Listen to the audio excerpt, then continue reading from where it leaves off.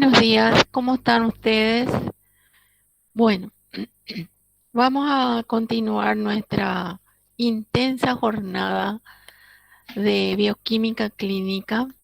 Ustedes son los primeros en dar esta parte de lípidos y van a ser los primeros en tener también la clase práctica que va a ser la próxima semana. O sea, va a ser el martes, el grupo que le corresponde. Muy bien, vamos a estudiar hoy la implicancia que tiene en nuestro organismo los lípidos plasmáticos. Como sabemos, los lípidos están formados en un conjunto de macronutrientes formados por colesterol, triglicéridos, fosfolípidos, ¿verdad? Y una pequeña fracción de ácidos grasos de cadena larga no esterificados. Pero estos lípidos son insolubles, totalmente insolubles, y deben ser asociados a proteínas para poder eh, vehiculizarse. Y a eso le llamamos lipoproteínas.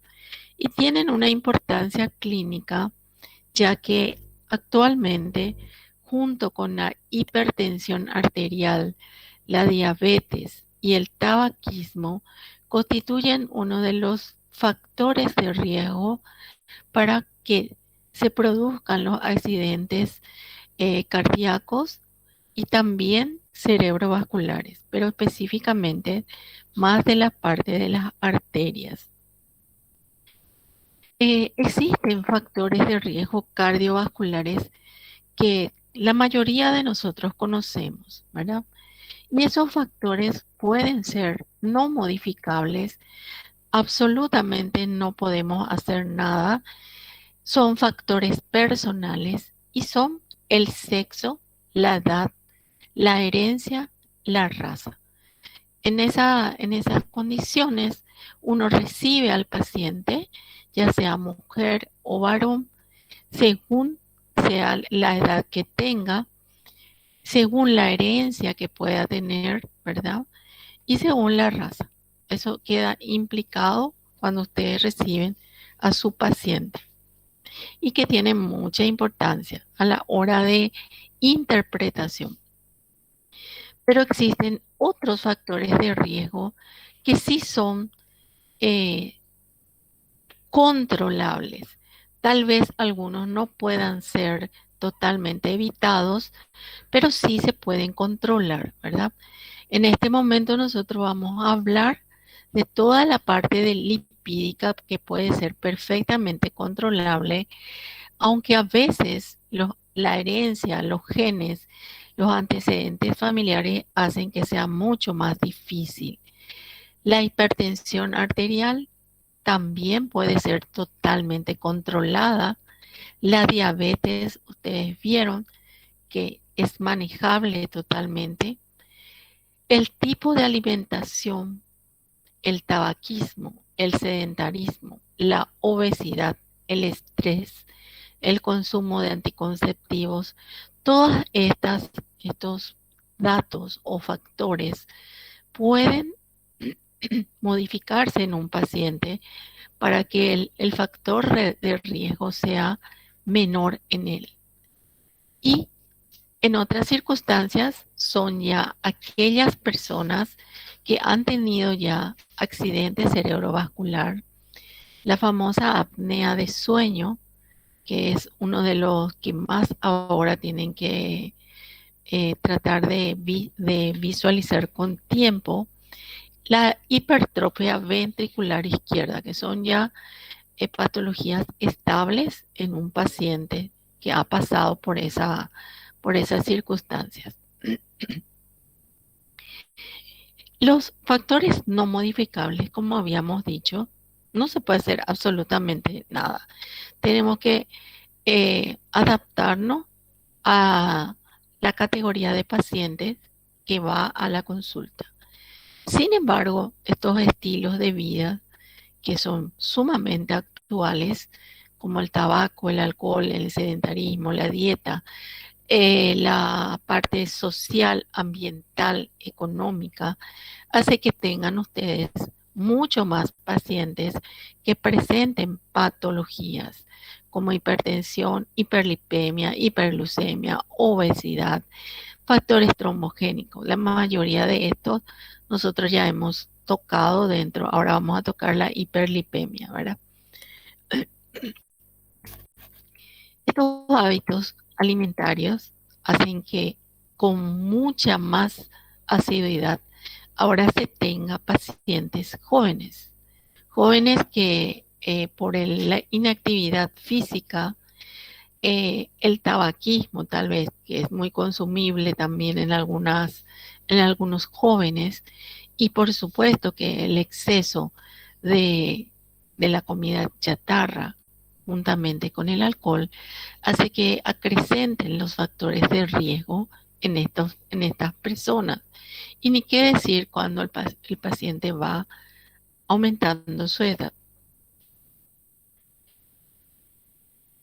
Acá dentro de estos factores puse este factor que no tiene nada que ver con si bien es cierto, hay alimentos ricos en este aminoácido, podemos tener también hiperhomocistinemia, ¿verdad?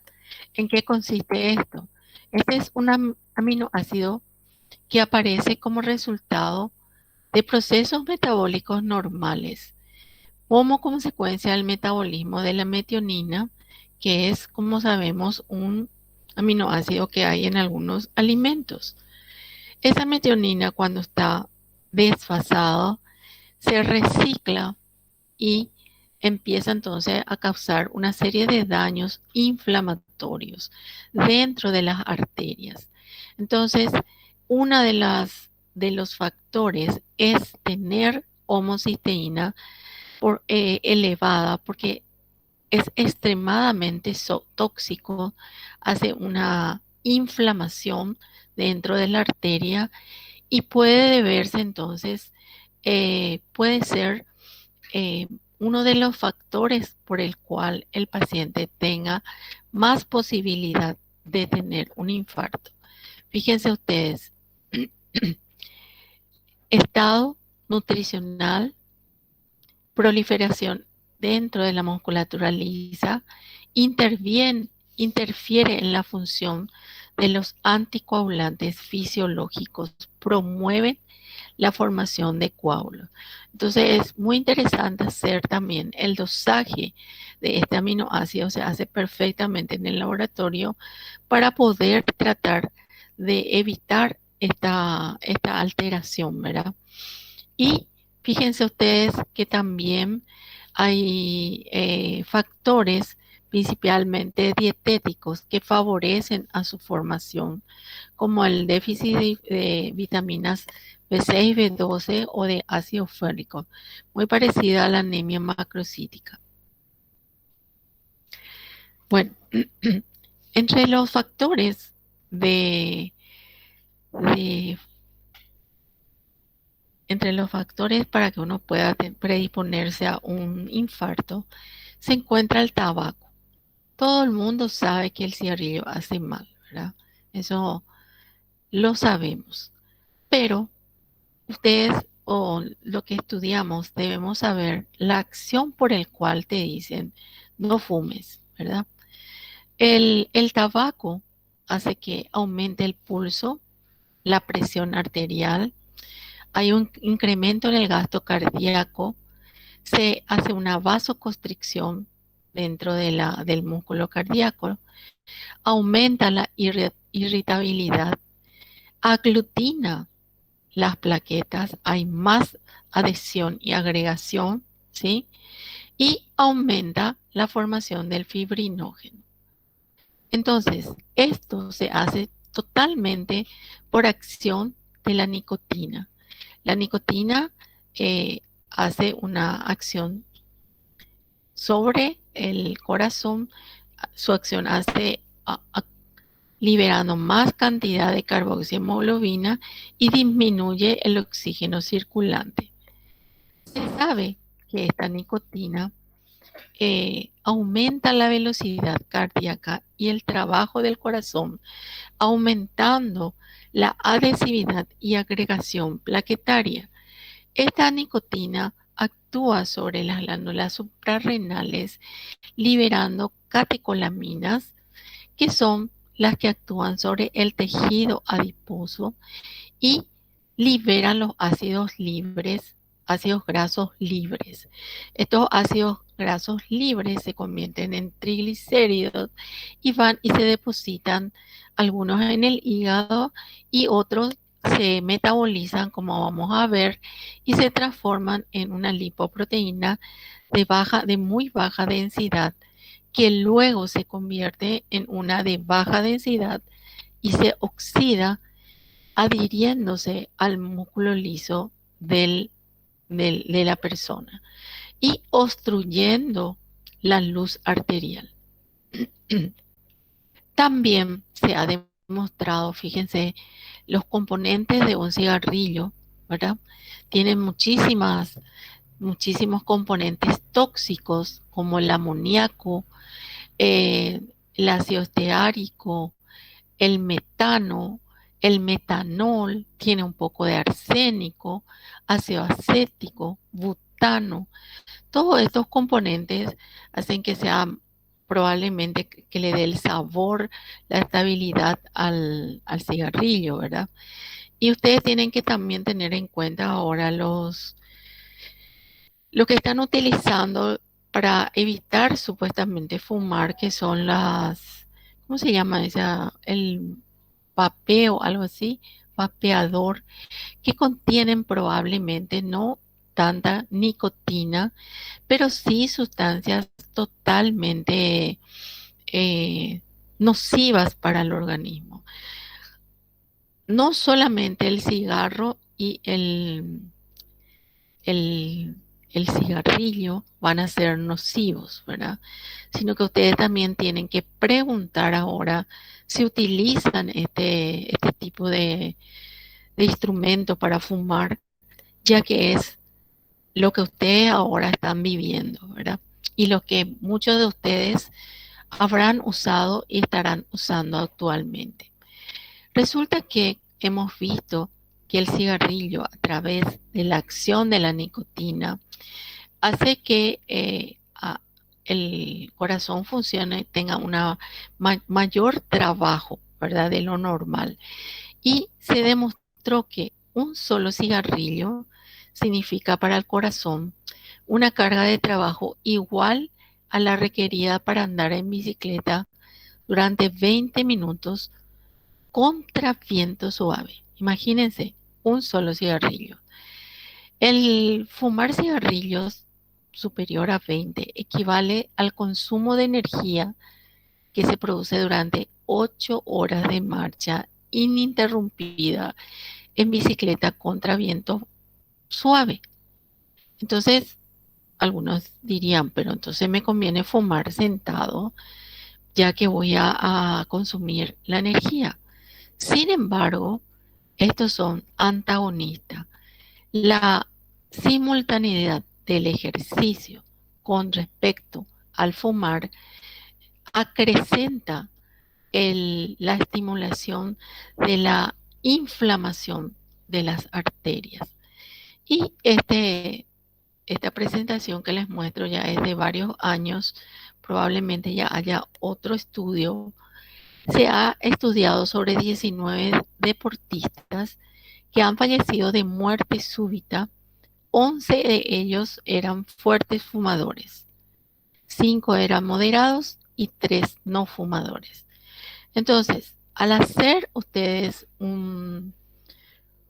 una sinapsis al paciente, ¿verdad? Una preguntas y respuestas, deben saber cómo está fumando el paciente, ¿verdad? Si ustedes van a hacer un trabajo, también tienen que estratificar. Hay estratificaciones por grado de cantidad de cigarros o cigarrillos que se están utilizando. No vayan a poner como variable solamente fuma, no fuma. Hay que saber cuántos para poder otra vez poner si son fuertes fumadores, moderados o no fumadores o los que son acompañantes de fumadores, ¿sí? Eso les digo por si acaso quieran hacer algún tipo de trabajo que es muy interesante hacer, ya que con este trabajo tal vez ustedes puedan probar realmente lo que significa la acción que tiene el cigarrillo en el organismo. Y les puse esta extraña pareja, ¿verdad? Porque realmente son totalmente antagónicos. Muy bien. ¿Por qué es que tanto insistimos nosotros en el tema de la prevención, el tema de los factores de riesgo?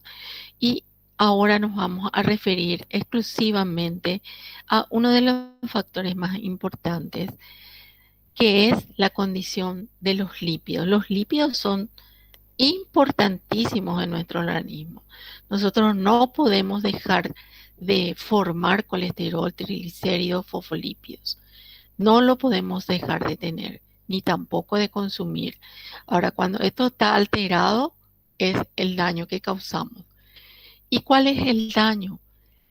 El depósito de cierto tipo de lípidos dentro de la íntima de la arteria. Pero esto se hace con el tiempo, se va formando y se produce una enfermedad llamada arteriosclerosis, ¿verdad? Se, se, es- Se vuelve, hay una esclerosis, se endurece la arteria por la agregación de células espumosas, luego de placas complejas y luego de placas fibrosas, ¿sí? Y eso se hace a través del tiempo. Por lo tanto, esta, esta apreciación que hemos dicho en este momento puede ser prevenible totalmente o por lo menos puede ser menos, se puede hacer menos cantidad de formación alterando los factores que conducen a este depósito. Esto, eh, fíjense, es inexorable, o sea, es irreversible, ya que se encuentra dentro de la íntima. Esto va cerrando la luz arterial. Acá hay agregación plaquetaria también que hace que se queden más fijas estos ésteres o estos colesteroles que tenemos y endurecen la placa, se queda totalmente endurecido, cerrando en forma parcial o total esa arteria. El desarrollo de la arteriosclerosis, como sabemos, está dada por todos estos factores, ¿verdad? Por lo tanto, son eventos cíclicos clínicos, perdón, que una vez que ya se coloca, se instale, difícil de revertir. Entonces, según esta clasificación, las lesiones se pueden empezar desde la primera semana de vida, estas células espumosas, ¿verdad? Aisladas, aisladas. Luego, si el paciente continúa haciendo su alteración, empiezan a formarse las estrías lipídicas y cuando finaliza la pubertad comienzan a aparecer ya lesiones de tipo preateroma, ateroma y fibroateromas. Este fibroateroma ya es un casquete totalmente duro, endurecido, y llega un momento que además de cerrar la luz arterial, se puede romper ese casquete o romper la musculatura del músculo liso y esparcir todo su contenido que es totalmente patológico lo que tiene adentro y obstruir cualquier arteria o cualquier vena, ¿sí? Entonces, pero como esto es con muchísima, eh, hay demasiado tiempo, se puede hacer con un buen con una buena medicación y con un buen seguimiento al paciente. Y si el paciente tiene la costumbre que nosotros no tenemos de hacerse chequeos médicos una vez al año, se puede hacer la prevención o por lo menos el dejarlo estático hasta donde esté. Bueno, el paciente vive con arteriosclerosis, pero muere por trombosis, ¿sí? Esa es la moraleja.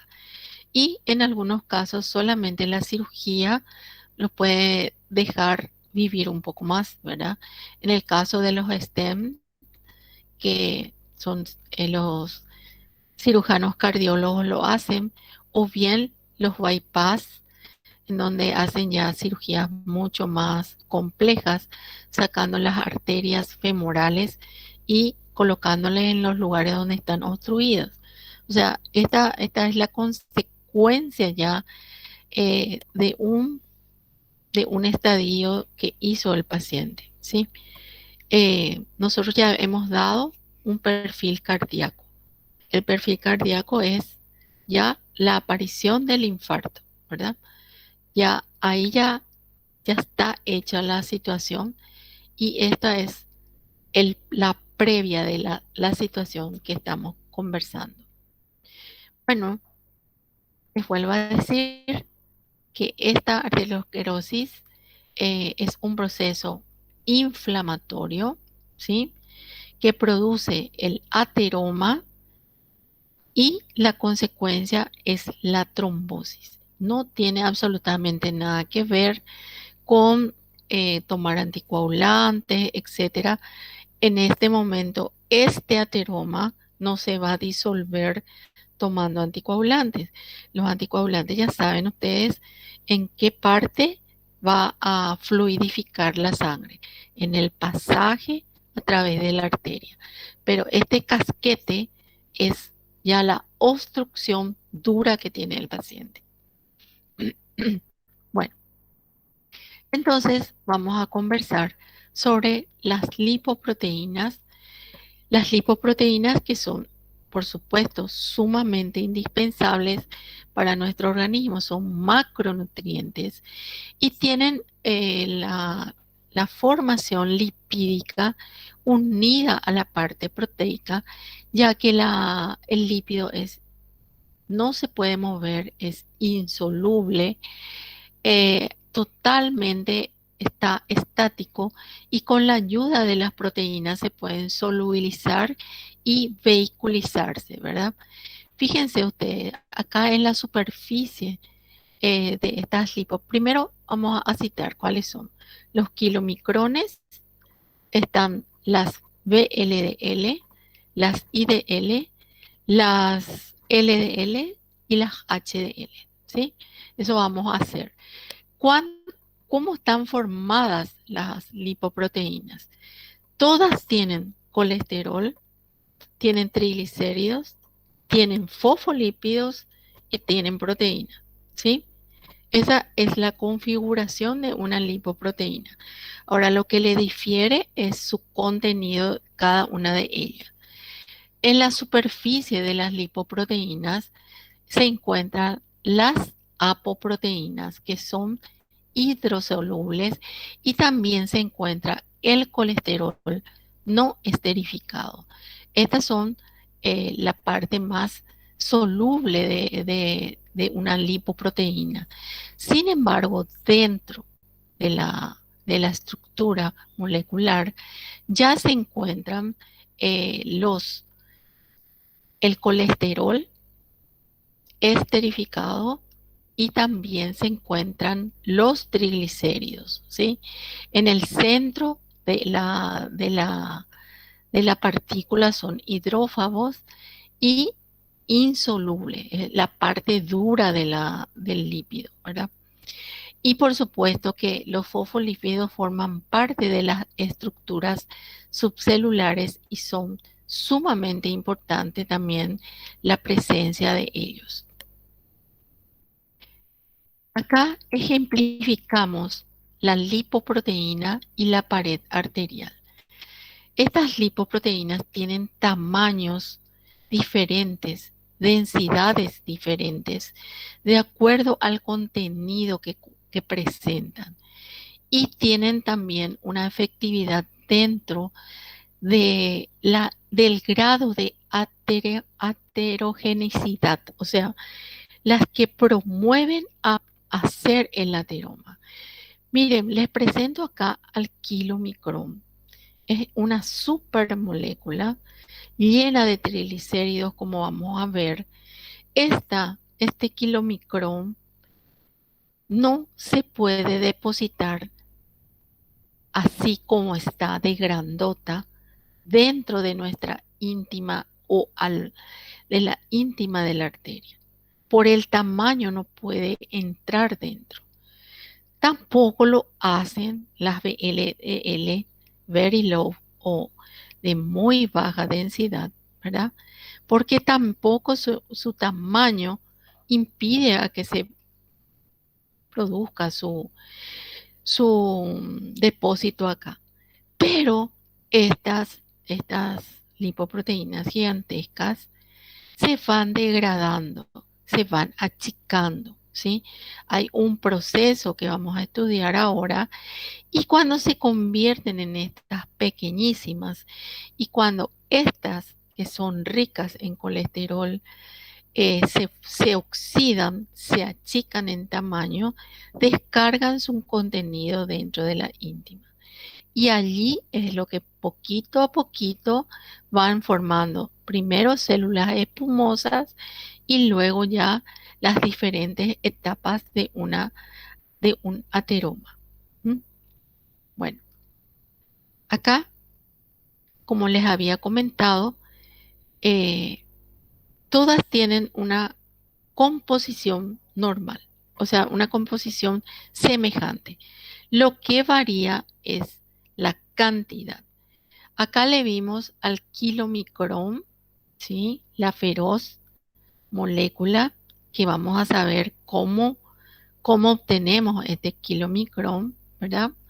Y fíjense, tiene una composición gigantesca en triglicéridos.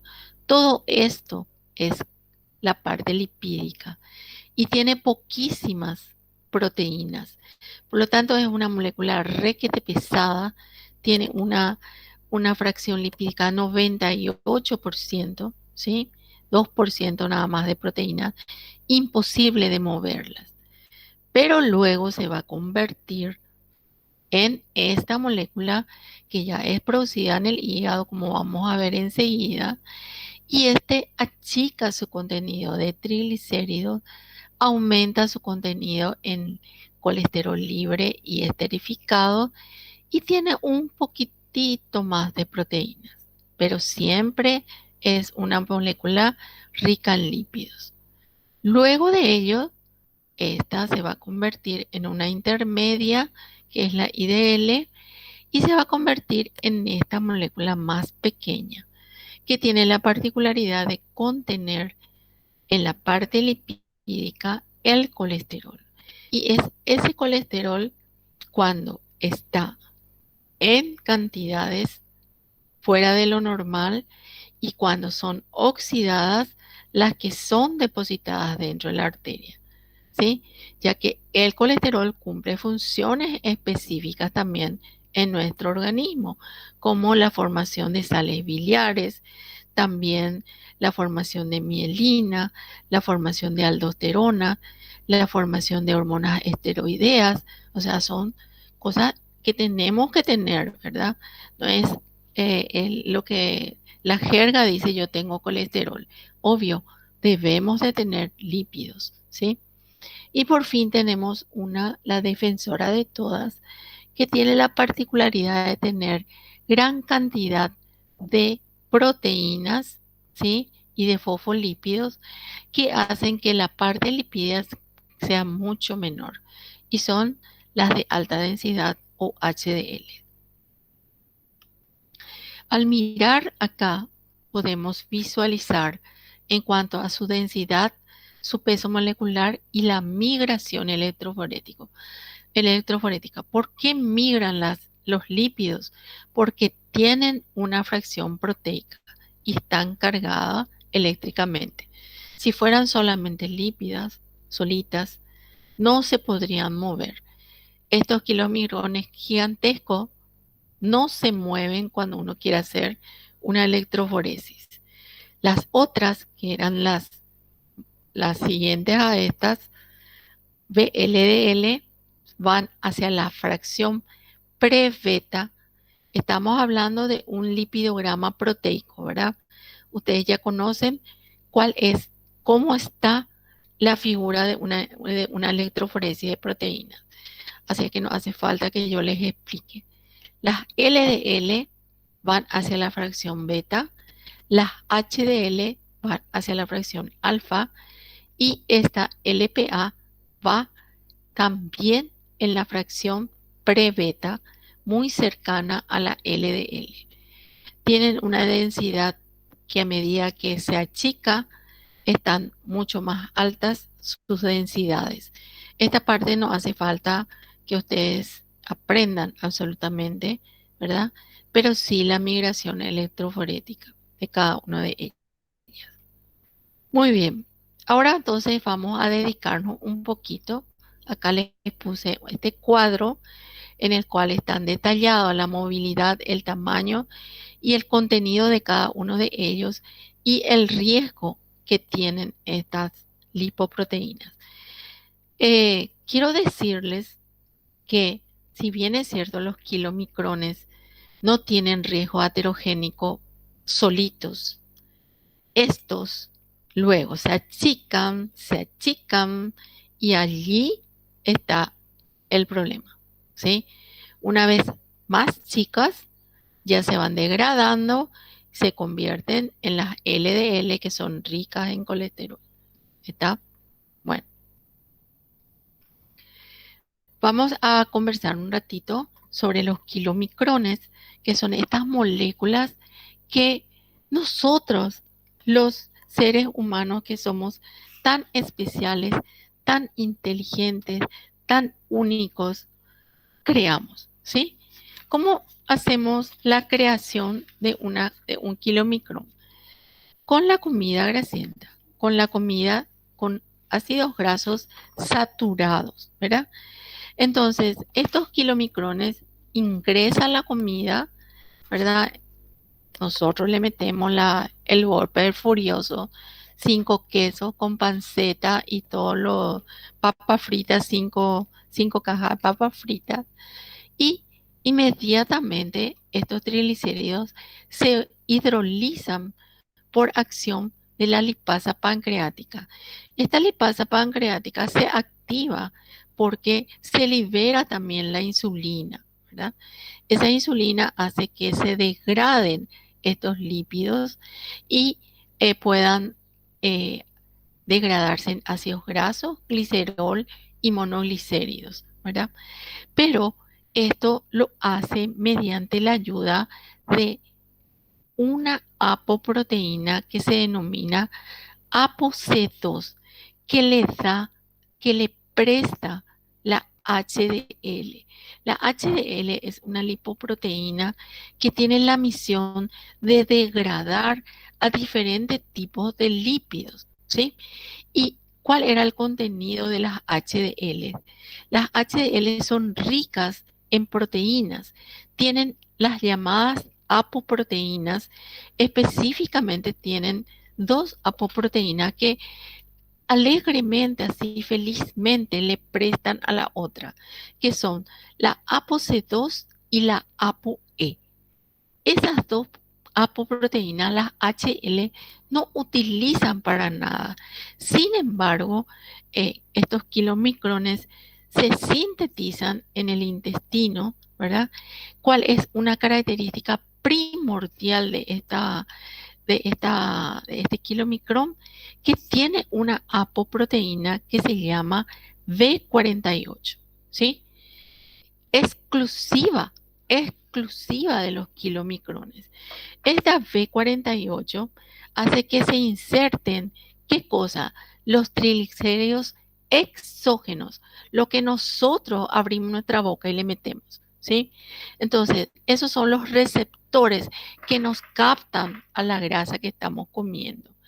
Inmediatamente también podemos recoger vitaminas liposolubles, colesterol, todo a través de nuestra boca. Lo lleva al intestino y allí va a la periferia, ¿verdad? Inmediatamente entonces actúan las HDL prestándole, cediéndole su ApoC2 y su ApoE. La ApoC2, ¿qué va a hacer? Va a estimular a la lipoproteína lipasa, ¿sí? Para poder empezar a degradar a esos triglicéridos. Y esa lipoproteína lipasa se puede sintetizar en el tejido adiposo y también en el músculo esquelético.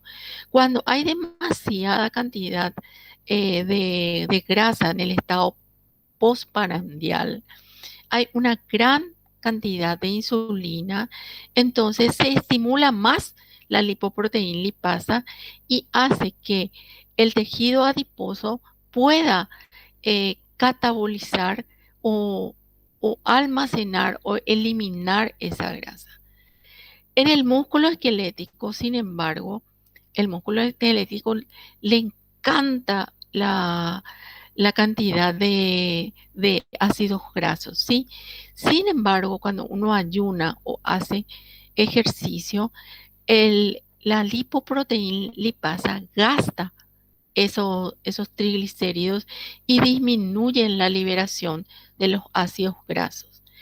¿Qué sucede con la ApoC2?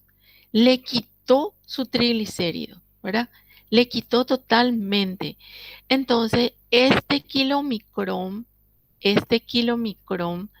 se queda más pequeño, se queda sin triglicéridos y se convierte en el famoso remanente de kilomicrón, ¿sí?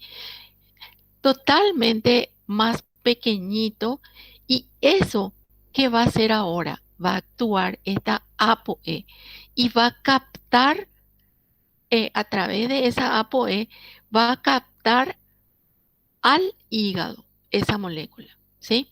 Entonces, este kilomicrón remanente, por competencia de la ApoE que le está prestando la HDL, se van y se convierten en una lipoproteína más pequeña, ya producida, sintetizada por el hígado, que se denomina VLDL o lipoproteína de muy baja densidad.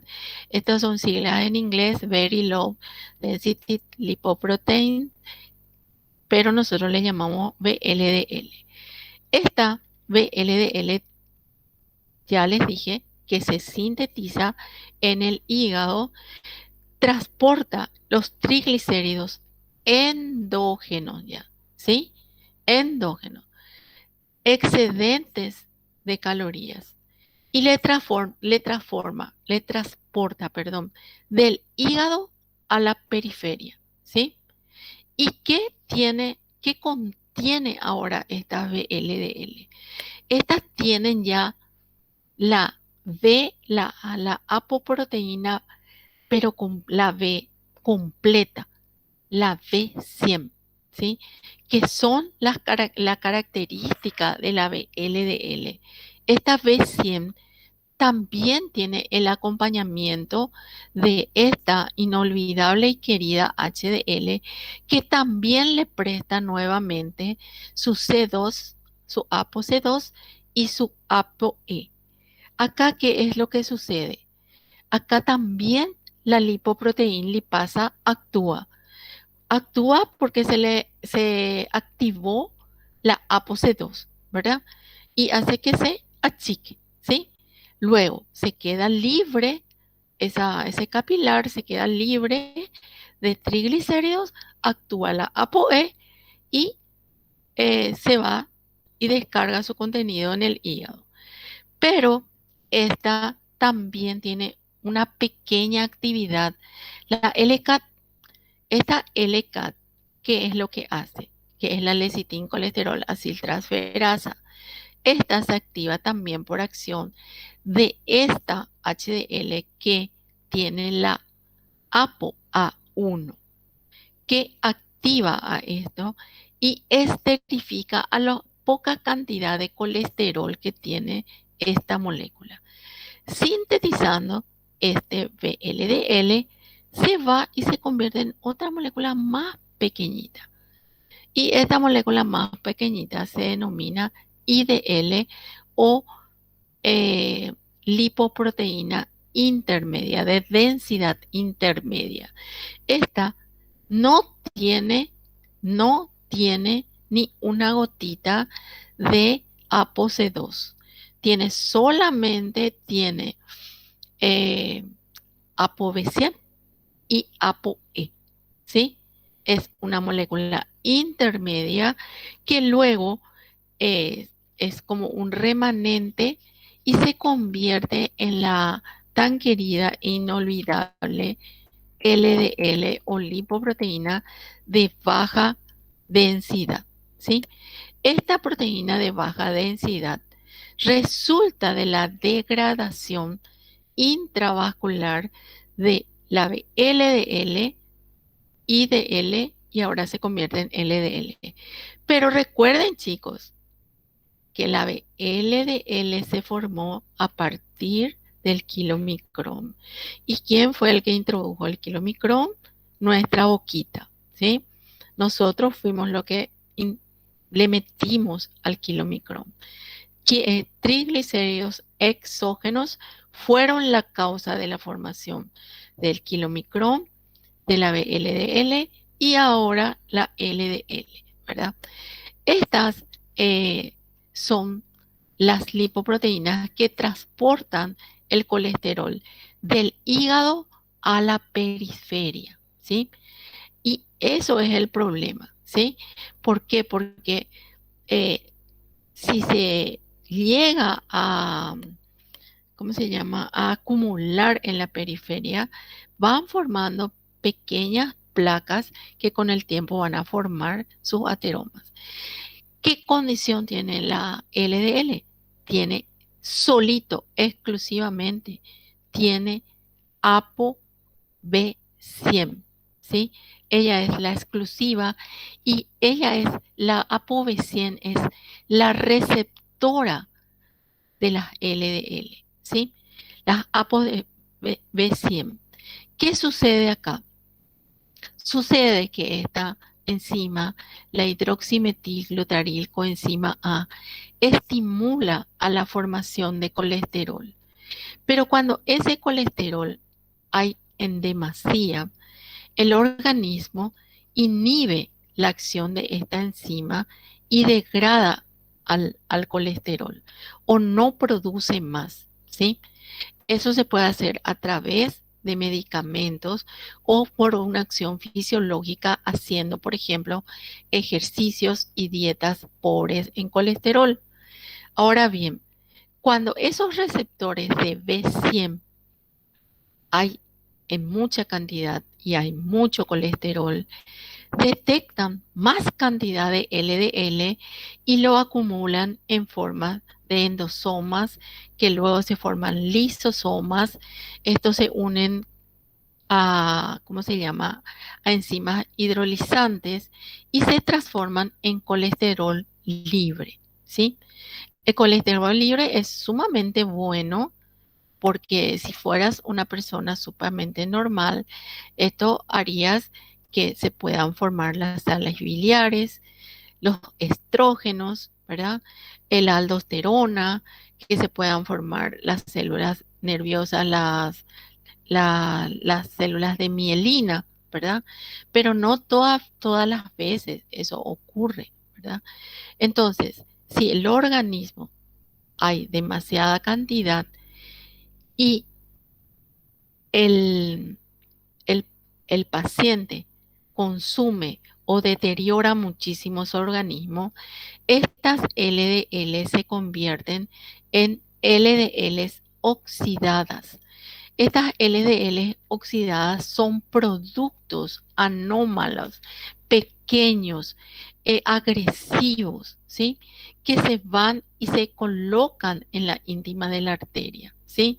Y tienen un metabolismo muy nocivo para la salud, ya que no actúa bien la lecitina colesterol transferasa, no hay una esterificación perfecta, hace que las HDL no puedan recolectar y llevar ese colesterol del tejido periférico al hígado para degradarlo, entonces se convierten en las famosas LDL, el colesterol malo que dicen la gente, ¿sí? ¿Cuáles son una de los que producen estas cosas? Por ejemplo, el óxido nitrógeno, las peroxidasas, todos los antioxidantes, ¿verdad? Los oxidantes. Y los antioxidantes serían, por ejemplo, la vitamina E, la vitamina C, que promueven a la deserción de estas LDL. Cuanto más chica y cuanto más oxidada se encuentre, es mucho más agresiva y poderosa la formación del ateroma. Acá le tenemos, ¿verdad? A la LDL, que en principio, si fuera una persona súper normal, esto se va a degradar y va a ser su ciclo normal de colesterol libre y formación de sustancias afines. Sin embargo, en presencia de estos radicales libres, se oxidan, empiezan a ingresar dentro de los macrófagos. Estos macrófagos se llenan de LDL y se convierten por fin en se transforman luego en células espumosas que hacen que la parte endotelial sea agredida, sea inflamada y depositada en forma paulatina y constante, ¿sí? Bueno, y por fin le tenemos a la HDL. La HDL es una molécula que se forma en el hígado y en el intestino, ¿sí?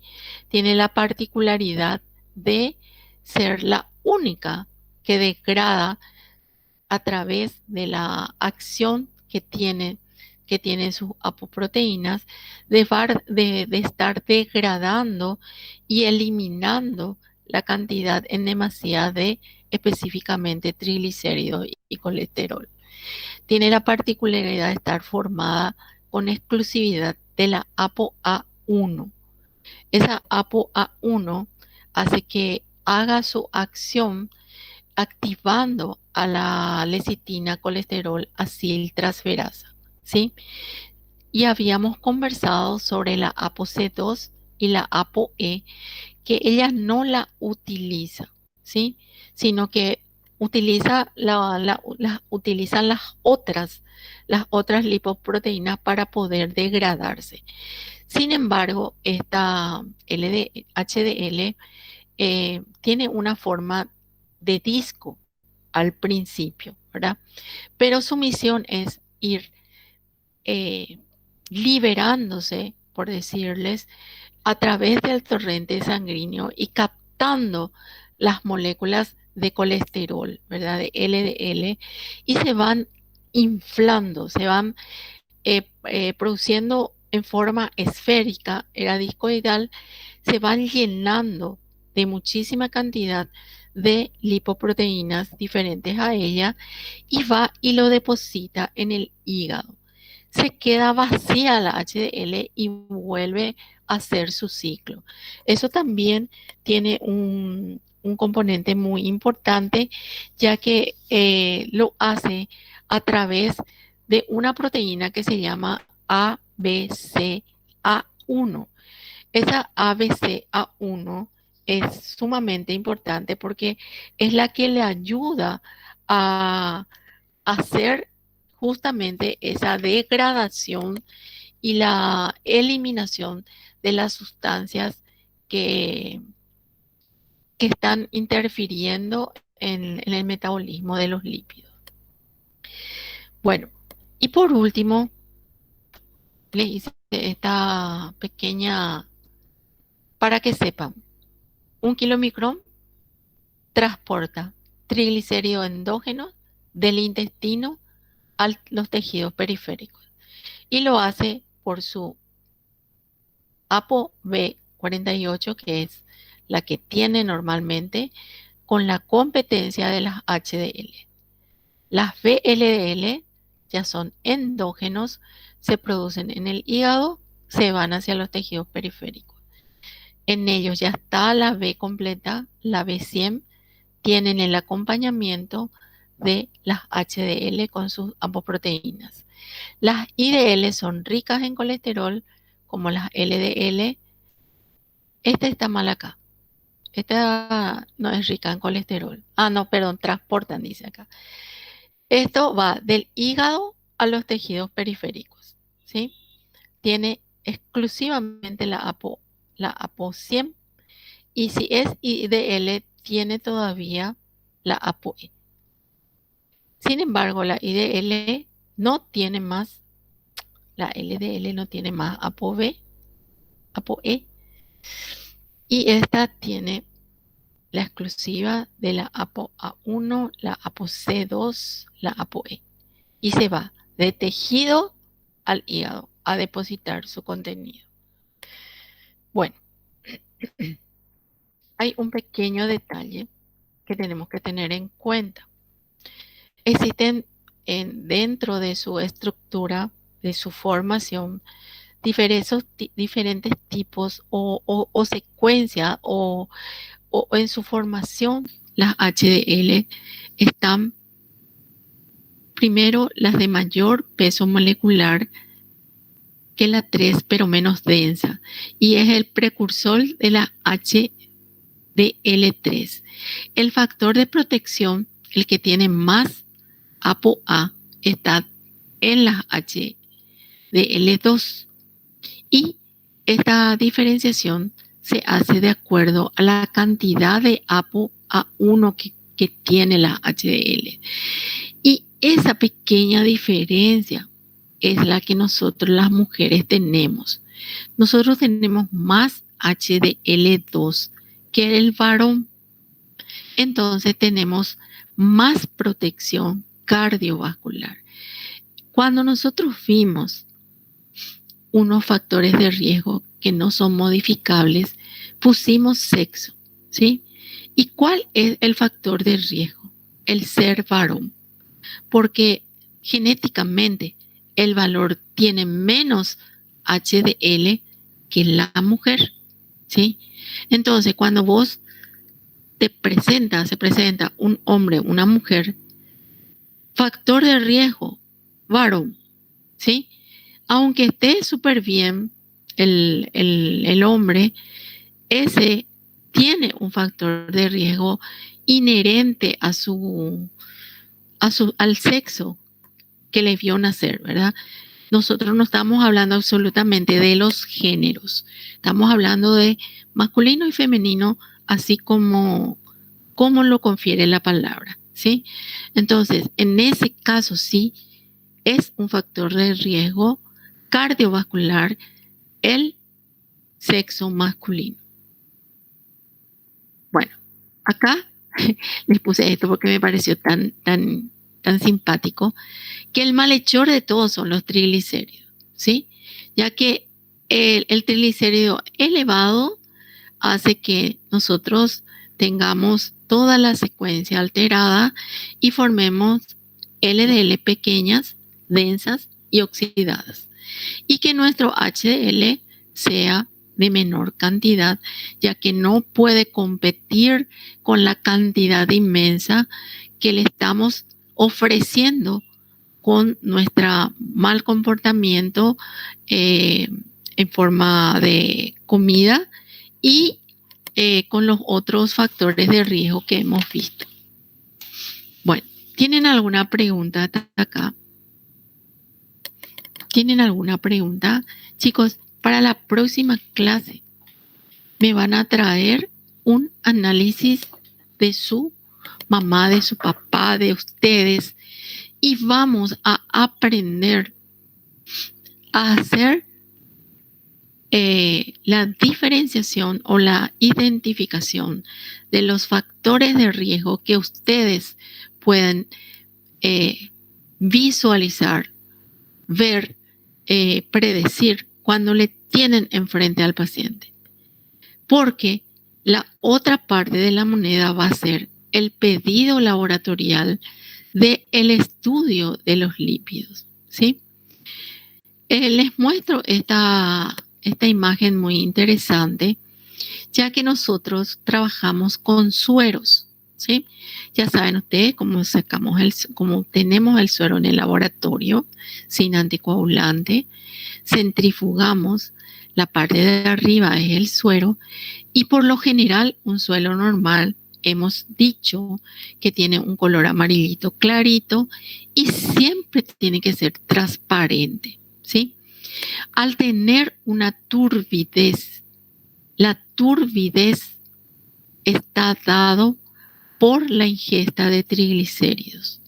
Es por eso que a veces nosotros no podemos trabajar en una emergencia debido a que el paciente ha estado consumiendo una comida muy rica en grasas que todavía no se han metabolizado, ¿sí? Entonces nosotros tenemos estas consecuencias. Entonces, fíjense ustedes, acá, normal. Acá dice, vamos a hacer la diferenciación nada más entre colesterol y triglicéridos. El colesterol, chicos, no está influenciado por la dieta, ¿sí? No es que va a variar si vos comiste a las 10 de la mañana y te fuiste y te sacaste a las 2 de la tarde la sangre.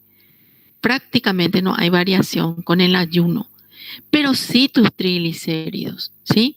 Porque si vos comiste a las 10, le bajaste un chipazo o con una Coca-Cola, luego al mediodía le bajaste un tallarín y te dio la patada a las 2 de la tarde, obviamente tus triglicéridos no va a poder todavía metabolizar la lipoproteína lipasa, tu insulina, van a estar pateándose ahí unos de los otros para poder hacer la degradación. Y eso lleva tiempo, ¿sí? Miren, acá por ejemplo, acá se quedó para arriba. Estos son los kilomicrones, ¿sí? Los kilomicrones, si vos metes un suero en la ladera, los kilomicrones se van todito para arriba. Es como una nata, totalmente. Si yo sacudo esto, voy a tener esto, ¿sí? Miren acá, este paciente tiene 3 cruces supuestamente de triglicéridos, así hablando cualitativamente, ya que estos son dosables, ¿verdad? Miren acá, este señor o esta persona tiene muchísimo colesterol, sus triglicéridos son normales, la apariencia de su suero es totalmente límpido. Lo que va a tener es más color. Los carotenos, sí, el colesterol tiene muchos carotenos y eso sí hace que el color sea más anaranjado, ¿sí? Acá cuando empieza la opalescencia, cuando empieza, pues empieza. Acá, por ejemplo, tiene mucho colesterol, pero también tiene triglicéridos. Acá tiene los dos. Para mí esto ya es más de 2 cruces. Estos son lechosos, cremosos. Estos son imposibles de trabajar. Estos son los que vemos en la emergencia, son los sueros de los que tienen pancreatitis. ¿Qué van a hacer ustedes? Van a aplicarle heparina para estimular a la insulina va a estimular a la producción de la lipoproteína lipasa, ¿sí? Eso tienen que manejar perfectamente. Esto es imposible de hacerle no le vamos a poder hacer la parte hepática, no le vamos a poder dosar nada. ¿Por qué? Porque la turbidez va a ser una inhibición competitiva con las enzimas que utilizamos para dosar esto. Entonces, no podemos. Le vamos a colocar solamente la cantidad de triglicéridos que tiene y le vamos a poner que por la cantidad que tiene, algunos tienen 1500 de triglicéridos o algunos tienen 2000 de triglicéridos, siendo el valor normal hasta 150. Entonces, luego de clarificar, recién podemos dosar los analitos que ustedes nos están pidiendo. Aunque tenga un infarto, nada, ni troponina no podemos hacer. Nada no se puede hacer, ¿sí? Bueno, eso es lo que les comenté recién en cuanto a la apariencia. En algunos casos, si ustedes no tienen idea de qué comió la persona y si el laboratorio les pone esa observación, importantísimo es para ustedes la observación, porque al decirles suero lechoso, cremoso, turbio, lipémico, ustedes tienen que proceder primeramente a eliminar el factor primordial para poder hacer luego su tratamiento, ¿sí? Bueno, miren, este es normal ver en la emergencia. Imagínense, este es de una persona, ¿sí? Una persona. Este se centrifugó, en vez de estar amarillito, está lechoso, cremoso, todo lo que vos querés. Nosotros generalmente le ponemos todo esto, lechoso, lipémico, cremoso, para que por si acaso le llame la atención en mayúscula, ¿sí? Bueno, hemos hablado de la importancia que tienen las apoproteínas. Las apoproteínas median el catabolismo de todas las lipoproteínas, actuando a nivel de las enzimas, activando las enzimas y a los receptores celulares, ¿verdad? Si nosotros no tuviésemos esto, no podríamos degradar a los diferentes lípidos. Y ya saben ustedes cada una de las que hemos estado conversando. La A1, que es específica de la HDL, juntamente con la A2, ¿sí? Esta A2 con la C2 son las que son de préstamo, con la E le prestan las HDL a las demás. La B48 es exclusiva del kilomicrón y la B100 en la BLDL, LDL y la IDL. La diferencia es que la IDL tiene también ApoE todavía, ¿sí? Y la activación de cada una de estas enzimas son, según su localización, cada una de estas enzimas hidrolizan triglicéridos, esterifican colesterol y triglicéridos. La función de cada una de ellas está encima de esos dos tipos de lípidos, ¿sí? Esto tienen que aprender, ¿está? Porque esto vamos a utilizar otra vez luego. Hay una LPA, una lipoproteína diferente a las demás, que se denominan LPA o lipoproteína A, que es diferente a la ApoA1 que tiene la HDL. Y es actualmente uno de los pedidos laboratoriales que es como un marcador de riesgo coronario prematuro.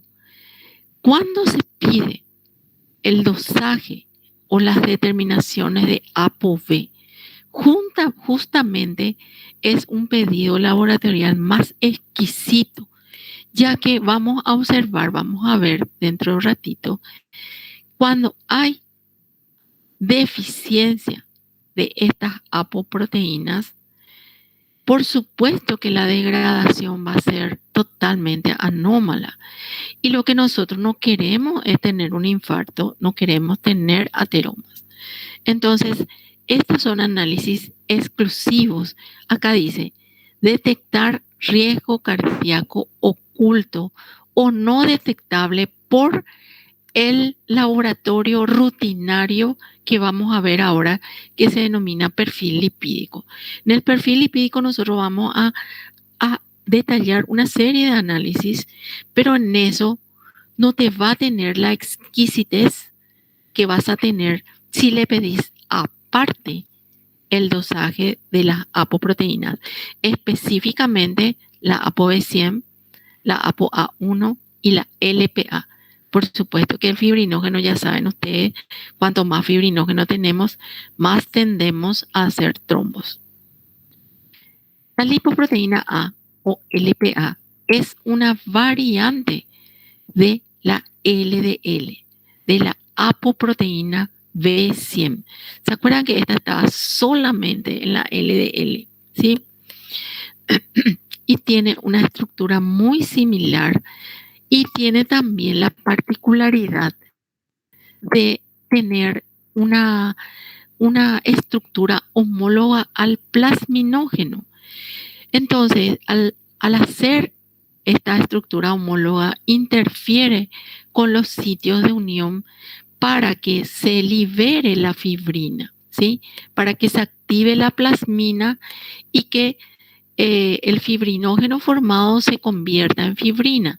Entonces hace que se enlentezca la formación de coágulos y el paciente tiende a hacer no ateromas, sino que obstrucción por coágulos, y está influenciada por la ingesta de ácidos grasos trans o saturados, ¿sí? Cuanto más nosotros ingerimos este tipo de grasas, hacemos que aparezca mucha más cantidad de sería como una aberración de la ApoB100, ¿sí?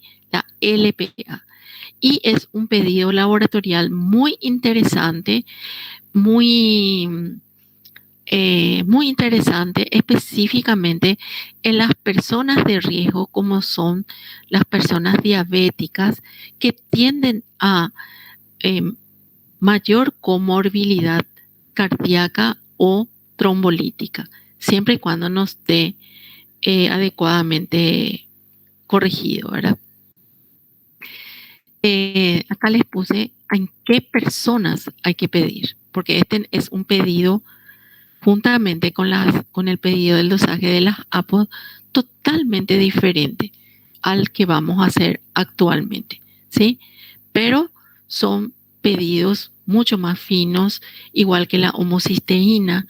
Si ustedes están pidiendo eso es porque quieren llegar a lo más exquisito, a lo más profundo y poder hacer un tratamiento mucho más, con mucha más calidad, ¿verdad? La única cosa que cuesta más caro. Bueno, como los lípidos están unidos a las proteínas, podemos hacer también la corrida electroforética, ¿sí? Entonces, cuando ustedes quieren hacer este pedido, van a pedir lipidograma electroforético o electroforesis de lipoproteínas. Recuerden que la electroforesis es una técnica. No vayan a ponerme solamente electroforesis. Y acá, para siempre, hoy, no sé qué, el día de San Ramón, las LDL migran hacia la fracción alfa, las VLDL hacia la fracción beta y las LDL hacia, perdón, prebeta, las LDL hacia la fracción beta, ¿sí? Fíjense, en la zona de las globulinas, si ustedes se acuerdan, o sea, se tienen lo que acordar porque era para siempre, cómo migraban las proteínas. Miren acá Este, por ejemplo, es un paciente con arteriosclerosis que tuvo un infarto, ¿sí? ¿Acuerdan que dimos también eso? Tiene bajita su HDL, ¿sí? No tiene factor de protección. Y todo esto, ¿qué es? Todo esto es LDL. ¿Y qué había en las LDL? Colesterol, LDL oxidadas, que formaron el ateroma y hicieron que tenga el paciente el infarto. Obviamente, chicos, si ustedes tienen un paciente con infarto, no le van a pedir una electroforesis de lípidos, ¿verdad? Esto es, le van a pedir enzimas cardíacas, troponina, etcétera, etcétera, ¿verdad? Pero esto tenían que haber visualizado con mucha anterioridad, porque esta plaquita, esta elevación de la fracción beta, se produjo pasito a pasito, no fue de la noche a la mañana, ¿sí? Ok. Chicos, ahora vamos a empezar recién nuestra clase. ¿Cuál es el análisis que se pide en forma rutinaria a cualquier edad, ¿sí? Y con preferencia en los jóvenes, ya que es un análisis que te ayuda a tratar ese factor de riesgo que son los lípidos anormales. Es el famoso perfil lipídico, ¿sí?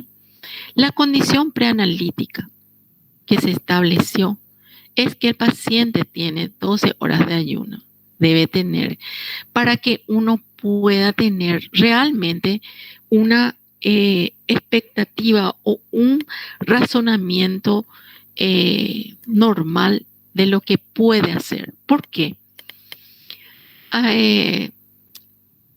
Decidieron en la emergencia colocar también al perfil lipídico al paciente que ingresa. El perfil lipídico consta de las siguientes determinaciones. Dosamos los triglicéridos, dosamos el colesterol total, dosamos los diferentes tipos de colesteroles. ¿Cuáles son los diferentes tipos de colesteroles? Colesterol LDL, VLDL y colesterol HDL, ¿sí? Eso es lo que se hace en un perfil lipídico. ¿Para qué nosotros dosamos HDL? ¿Para qué dosamos nosotros LDL y VLDL? Para saber exactamente dónde está ubicada o dónde va ese colesterol en demasía, ¿verdad? Sin embargo, ahora las personas, los jefes, decidieron pedir en la emergencia. En la emergencia, lo que hay que tratar son los triglicéridos, ¿sí? Porque puedes tener una pancreatitis. Los triglicéridos son tu problema mayor. Colesterol y triglicéridos, ¿sí? ¿Por qué? Porque si le pedís un perfil lipídico, no te dice nada. No te dice, ya tuvo el infarto, ya está por ahí contigo. ¿No te parece?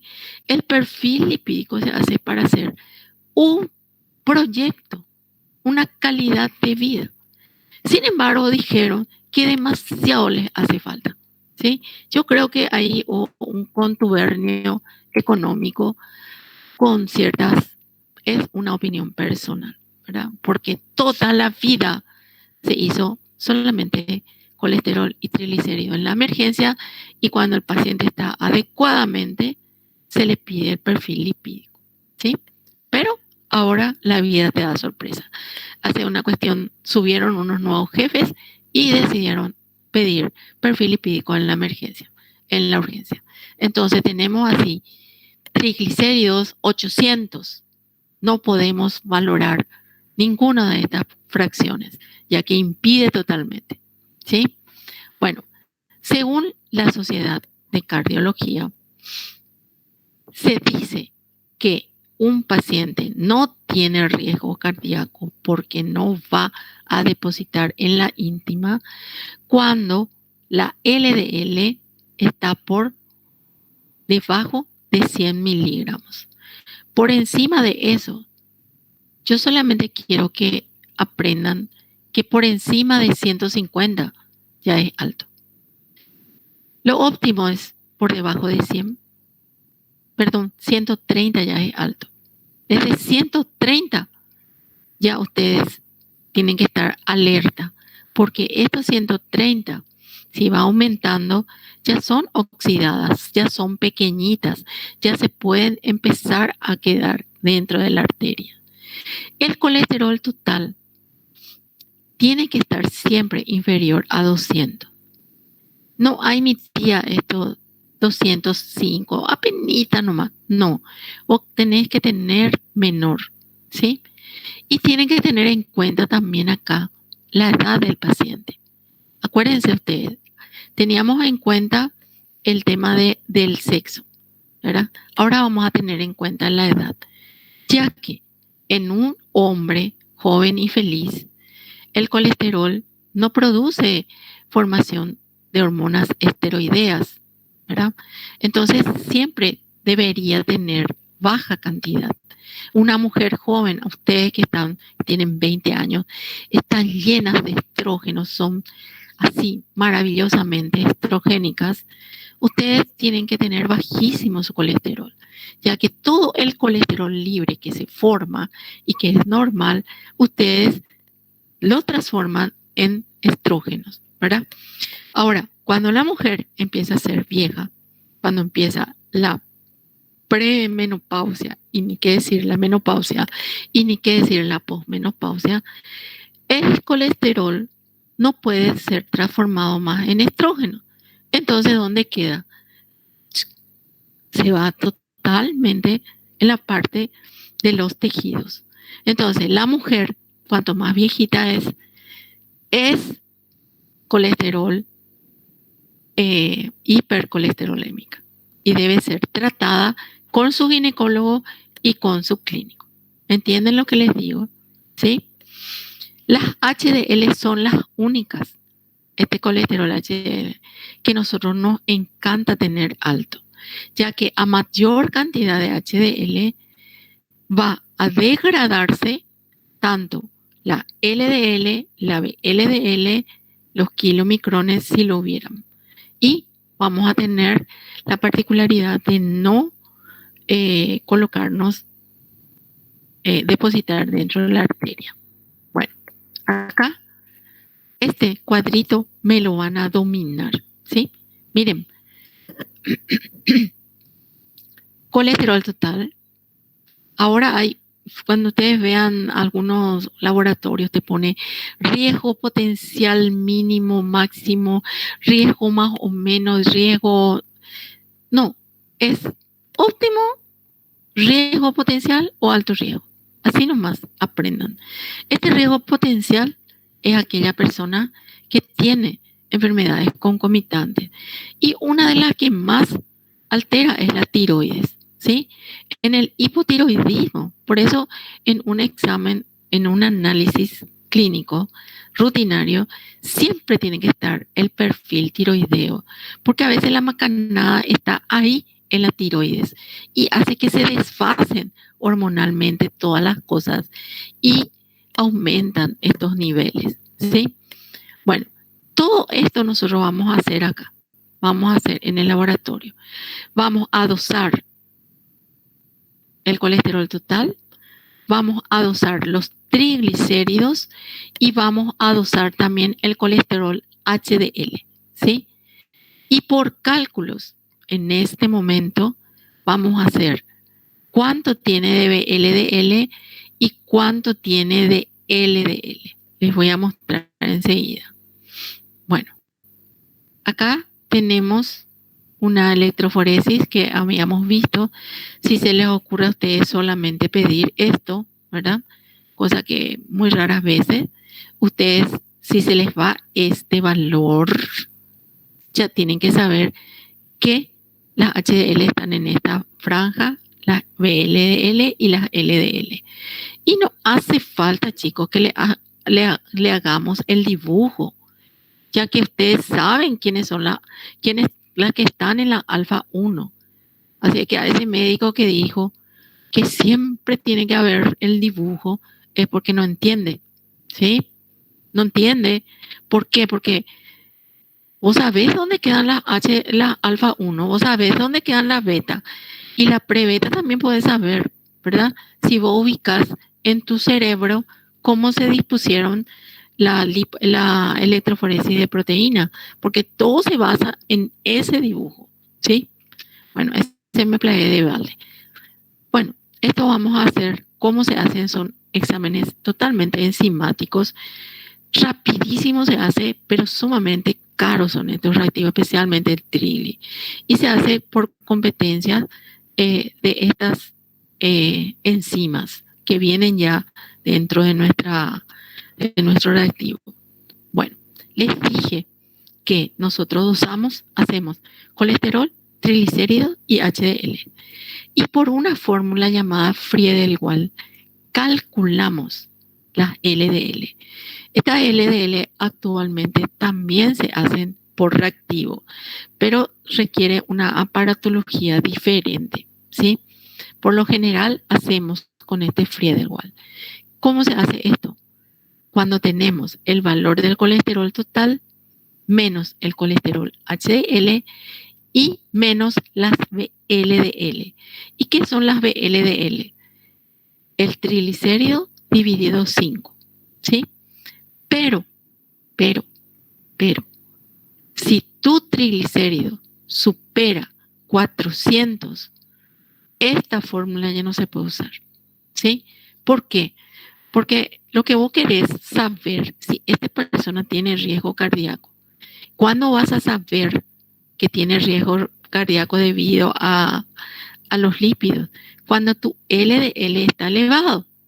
Pero si yo tengo acá conmigo un chancho conmigo, una milanesa con mayonesa y tengo 600 acá de triglicéridos, este resultado me va a bajar y voy a pensar yo que estoy súper bien, ¿verdad? Nada que ver, porque mi triglicérido luego se va a volver en VLDL, se va a volver en LDL y se me va a ir para arriba. No me sirve. Cuando los triglicéridos, esta fórmula no me sirve.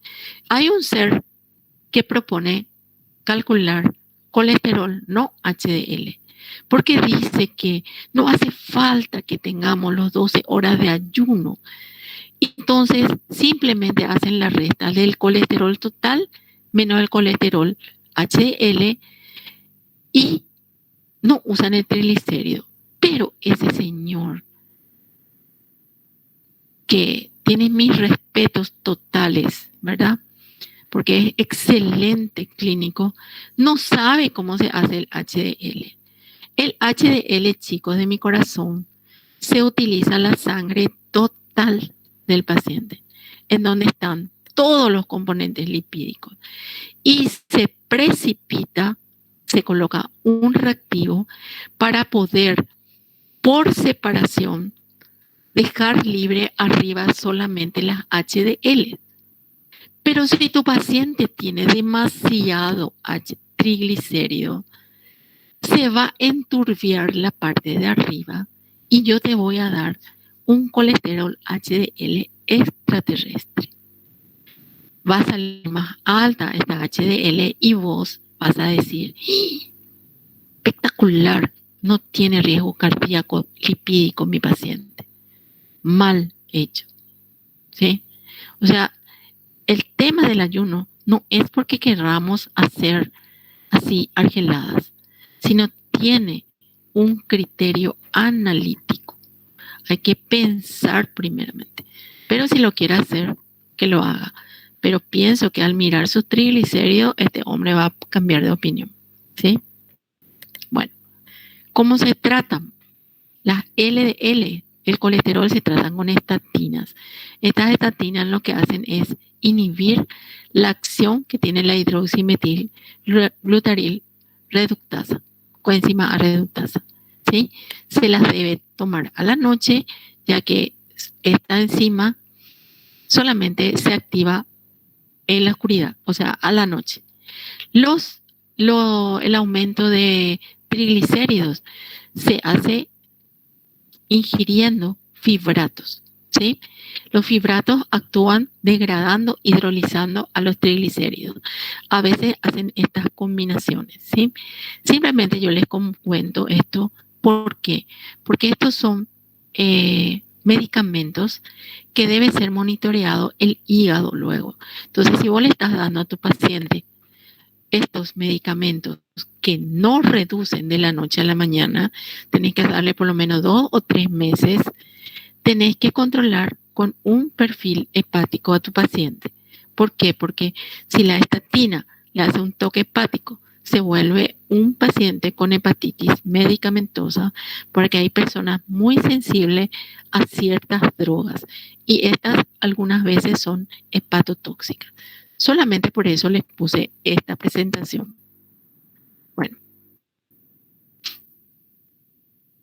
bueno, toda esa parte de perfil lipídico, ustedes lo hicieron así pensando en el paciente, pensando en las posibilidades de hacer un pronóstico, un diagnóstico, un tratamiento para que su calidad de vida esté perfecto, ¿verdad? Juntamente con su glicemia, su hemoglobina glicada, la parte renal, si fuera un paciente diabético, ¿verdad?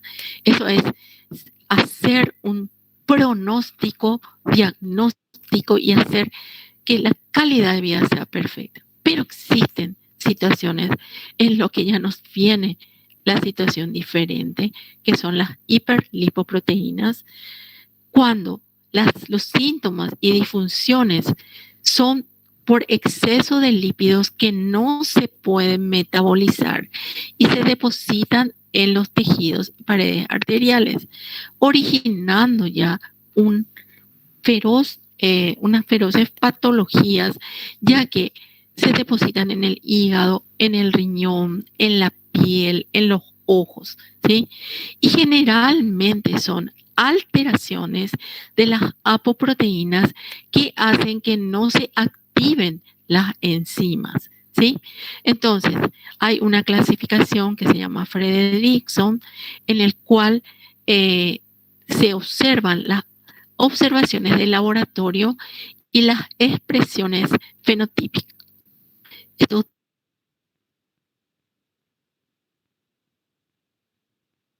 te van a dar más en la parte de cómo ustedes pidieron un perfil lipídico, ¿sí? Y también se pidió en estos casos, sí, sí o sí hay que pedir el dosaje de apoproteínas, ¿sí? Y según esta clasificación, se clasifica al paciente del 1 al 5, 1, 2A, 2B, 3, 4 y 5.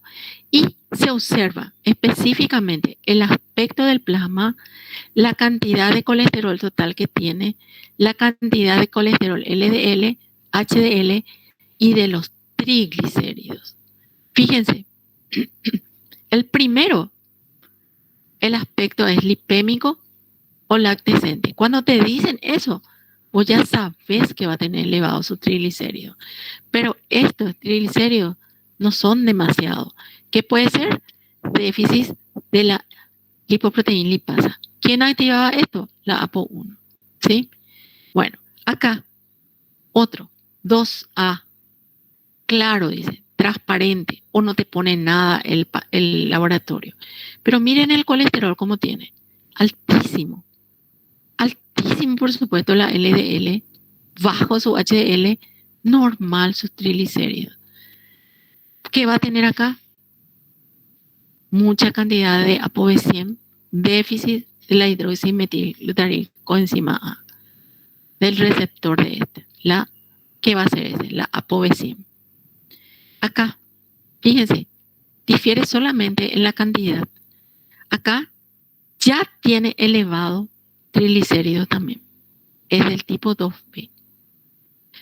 Todos aquellos que tienen elevado LDL, y ni qué decir con sus triglicéridos, son de riesgo cardíaco potencial, potencialmente aterogénicos.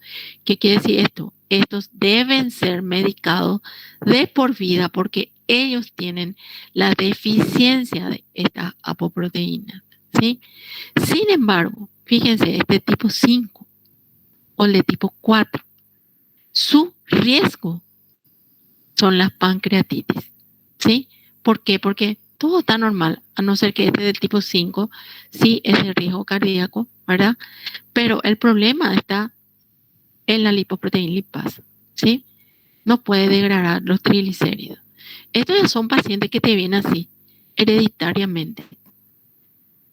¿Sí? Fenotípicamente, estos pacientes presentan ciertas manifestaciones que vos podés observar al mirarle al paciente. Por ejemplo, el de tipo 1 presentan santomas, que enseguida vamos a ver. Santomas retinianas. Estos tienen santomas tendinosos y dentro de la córnea. La otra no tiene santomas. Estas tienen santomas tuberosos, palma de la mano, tendinoso, eruptivo. Y esta la 4, ausencia de santomas. Y miren, estos son los santomas. Son estos. Miren, estos son santomas, santalesmas, santelasmas en jóvenes. Ustedes van a ver mucho esto, muchísimo. Miren un poco el tendinoso. Esto, ¿cuál es la diferencia entre un trombo? Vos le tocas y son blanditos, no dolorosos, ¿sí? Estos son los tuberosos. Miren, estos son los eruptivos. Estos tienen inmensa cantidad de colesterol. Estos son también el santelasma, ¿ven? Que son planos. Acá está en el arco de la córnea. En el arco de la córnea. Este es tuberoso. Miren, acá está lleno de colesterol. Estos son tendinosos, eruptivos. Estos son lo que más ustedes suelen ver acá alrededor de la nariz, al costado de la, acá, al costado del ojo. No tanto como esto, sino que más chiquitito y de color amarillo. Exuda hacia afuera la cantidad de lípidos que tiene. Estos pacientes de por vida son medicados por ustedes. Y este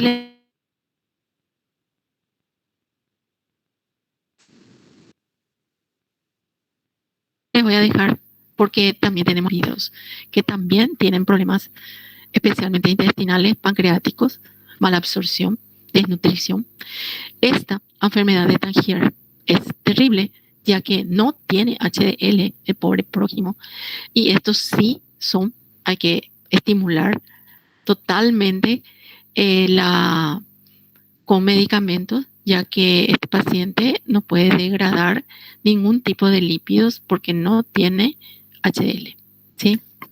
Bueno, y llegamos, tengo 5 minutos, necesito, chicos, por favor, les pido. Llegamos a esta conjunción, síndrome metabólico. Este síndrome metabólico, no me vayan que más a hacer ni un trabajo con el síndrome metabólico, porque hay millones hechos, ¿sí? Pero sí pueden hacer más exquisitas cosas. Se llama síndrome metabólico a un conjunto de patologías que tienen una base poligénica y ambiental y que tienen mucha más posibilidad de tener una enfermedad cardiovascular. Y acá dice, somos lo que comemos, ¿sí? Realmente somos lo que comemos, porque el único ser en la tierra que patea con su olla somos los humanos.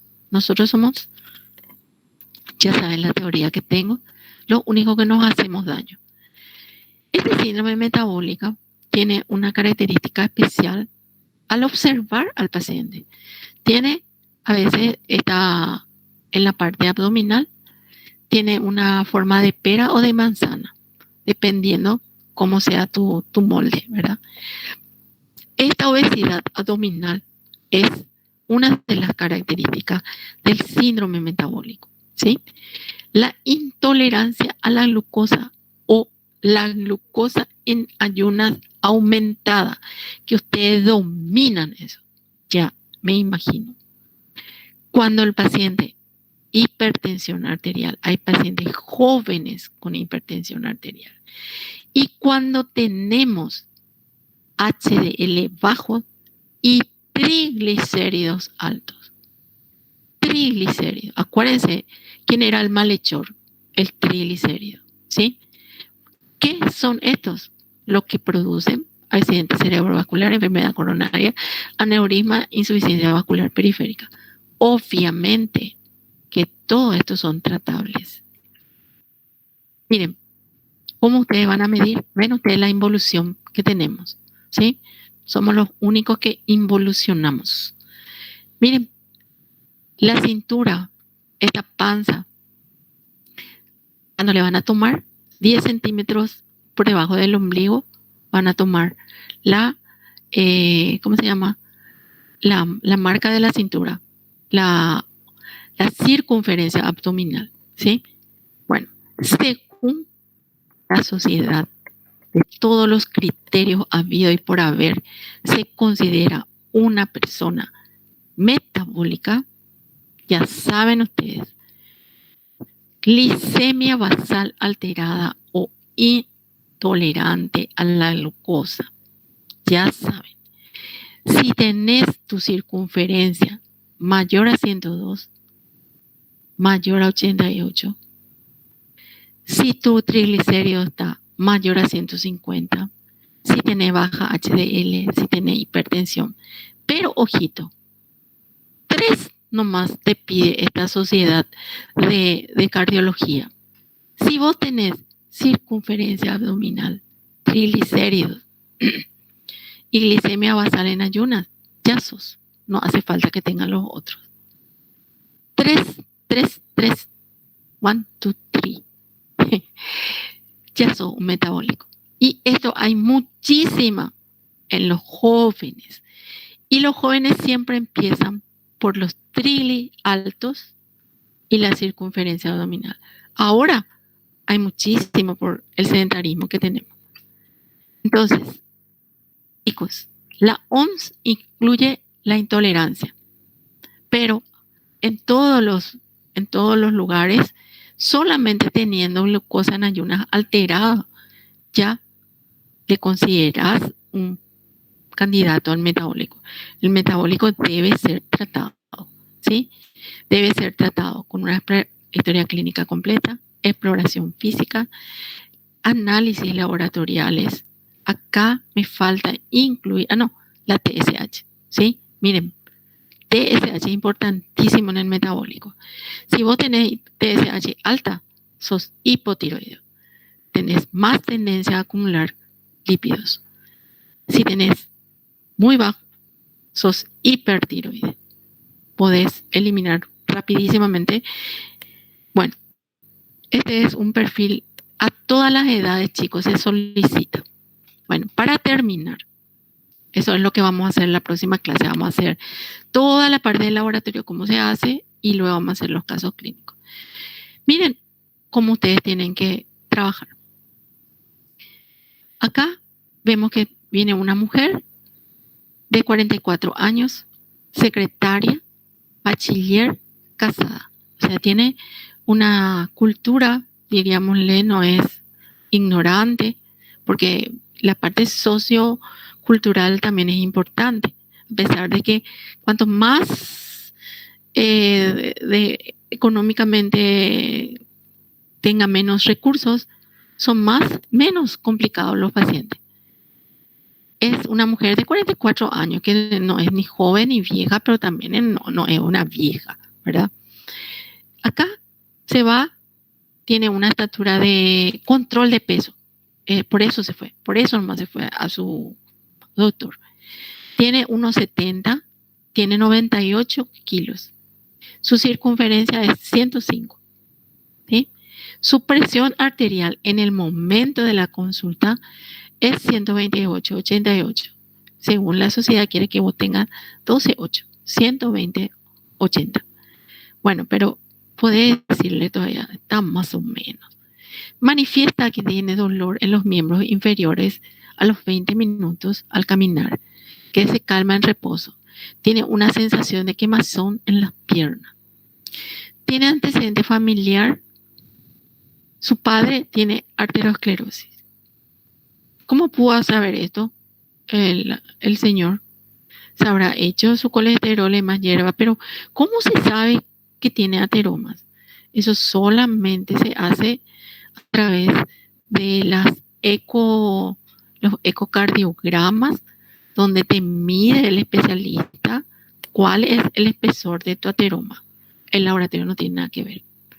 Su madre falleció por complicaciones de diabetes tipo 2 y su hermano tiene hipertensión arterial. Ella dice que tiene obesidad desde los 30 años, o sea, hace 14 años que está gordita. Fuma, pero qué salvaje. Desde los 20 años, 10 cigarrillos por día, no realiza ejercicio. Tiene 2 hijos, uno en cesárea, y tuvo preeclampsia. Todo esto te contó el paciente. ¿Alguien se anima a decirme qué cosas ustedes vieron como riesgo en esta persona en el hola, ¿qué tal? ¿Alguien que se anime? Pueden irse ya, chicos, lo que no pueden quedarse, ¿sí? Vamos a volver a dar esto. ¿Alguien me puede decir qué ustedes ven así en el hola, ¿qué tal? En el consultorio, en 10 minutos, esto te... ¿Mm? Ya no está La nadie. circunferencia de la cintura. ¿Sí? ¿Qué más? El histórico familiar, profe, también. Diabetes y hipertensión. Sus antecedentes familiares, muy bien. Otra cosa. Sedentarismo y que fuma de los 20 años. Perfecto. Muy bien. Ustedes acá sacaron ya como 4 cosas. Sacaron que tiene sobrepeso, sacaron que tiene su circunferencia alta, fuera de lo normal, ¿verdad? Sacaron que tiene antecedentes familiares, sacaron que es fumadora, que es sedentaria, 5 ya, y que tuvo preeclampsia. Probablemente en la preeclampsia hay hiperglucemia alta, hay proteinuria, hay hipertensión. 6 cosas acá ya sacaron como riesgo cardíaco. Entonces, la siguiente cosa va a ser pedir al laboratorio una serie de análisis que vamos a hacer en la próxima clase y vamos a descubrir en qué etapa está esa paciente y qué van a hacer ustedes para poder, tiene 44 años, ¿verdad? Tiene toda una vida por delante y puede ser perfectamente tratada, pronosticada, diagnosticada, pronosticada y tratada perfectamente para modificar su calidad y acrecentar su calidad de vida, ¿sí? Bueno, eso les espero la próxima clase. Les agradezco su atención. Si tienen alguna pregunta, por supuesto que les escucho atentamente. Y no se olviden de traer, chicos, los análisis que puedan tener para que ustedes puedan hacer este mismo ejercicio. Sacar los factores de sus pacientes, que en este caso van a ser sus parientes, y luego van a poder deducir si tiene o no tiene un criterio de factor de riesgo con respecto a los lípidos y con respecto a la parte de la glucemia, ¿sí? Bueno, les deseo lo mejor. Hasta la próxima.